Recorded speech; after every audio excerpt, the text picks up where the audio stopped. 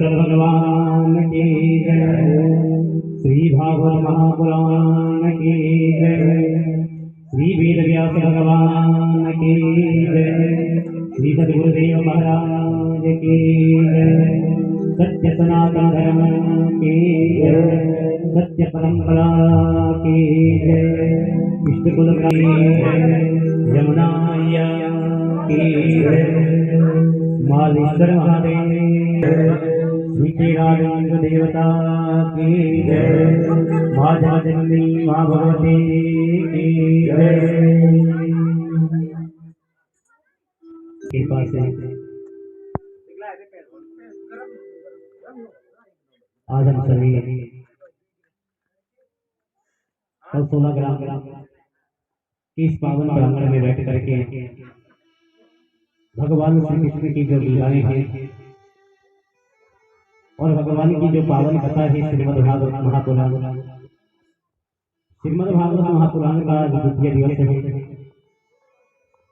और द्वितीय दिवस की पावन कथा ज्ञान वैराग्य और भक्ति तो किस प्रकार से नारद जी ने श्रीमद् भागवत कथा के इन पावन प्रसंगों को श्रवण कराते हुए ज्ञान और वैराग्य को जो जर्जर अवस्था में पड़े हुए थे, जिन्हें वृद्धावस्था प्राप्त हो गई थी, ज्ञान और वैराग्य उन्हीं श्रीमद् भागवत में परमहंस मुनि मनोल्लासिनी रसिक हृदय रास विलासिनी श्रीमद् भागवत की यह ज्ञानमयी जो पावन कथा है, इस पावनमयी संहिता का परम कृपा करुणामयी आश्रय आज हम सबको प्राप्त हुआ है। यह सब परमात्मा की कृपा है।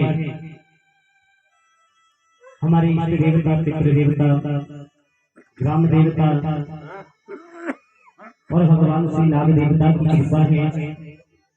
माँ जगदम्बी माँ भगवती की कृपा और भगवान की कृपा है।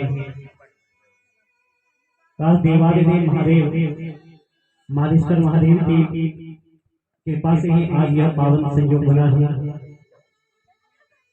और इस क्षेत्र जो यह पावन आयोजन किया गया है, इस आयोजन से केवल इस परिवार का ही कल्याण नहीं होगा, समस्त ग्राम और समस्त क्षेत्र का कल्याण होता है।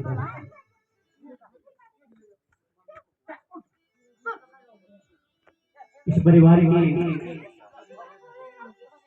जो मन की इच्छा है,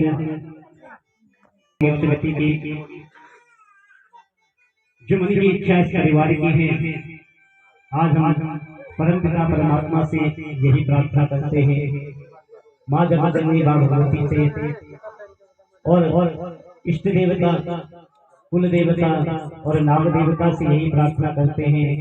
इस परिवार की समस्त मन की जो इच्छाएं हैं, मनोभाव है, वह मनोभाव पूर्ण हो और उन दिवंगत आत्माओं को आपके परम धाम की प्राप्ति हो। पावन चरणों की सेवा करें, यही प्रार्थना व्यासपीठ से आज हम इस परिवार के लिए करते हैं। श्रीमद् भागवत ये पावन कथा प्रसंग जिसमें हमने कल की कथा प्रसंग में मंगलाचरण के साथ साथ जो श्रीमद्भागवत महापुराण का महात्म्य है, महात्म्य के अंतर्गत भक्ति और ज्ञान वैराग्य का पावन प्रसंग श्रवण किया, जिसके हृदय में सदैव भक्ति का वास होता है वह प्राणी संसार में धन्य है, के जीवन को अपने जीवन को धन्य बनाता है। कि एक ब्रज की गोपी जमुना के किनारे बैठ करके ध्यान लगाई बैठी हुई थी। अचानक से देवर्षि नारद जी जमुना के किनारे उस ब्रजवाला को देख करके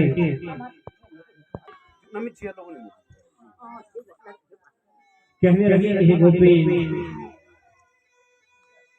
तू ये यमुना के तट पर, गंगा के तट पर किसका ध्यान कर रही है, किसका ध्यान लगाई है? महाराज,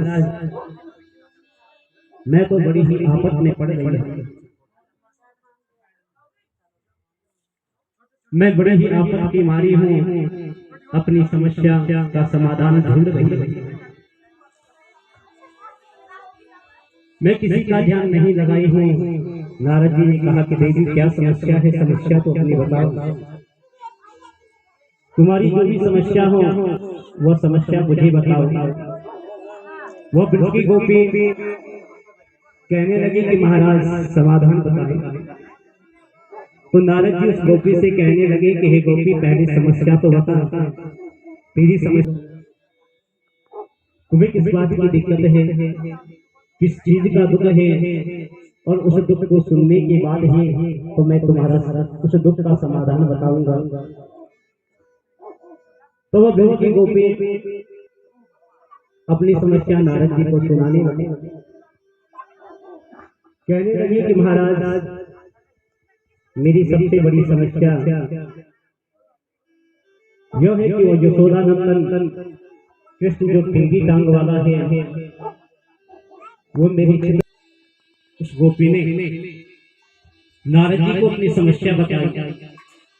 और समस्या क्या थी कि भगवान के प्रति जो उसका मन था वह भगवान के चरणों में इस प्रकार से लगा हुआ था, भगवान उसके हृदय में इस प्रकार से वास करते थे कि उसका मन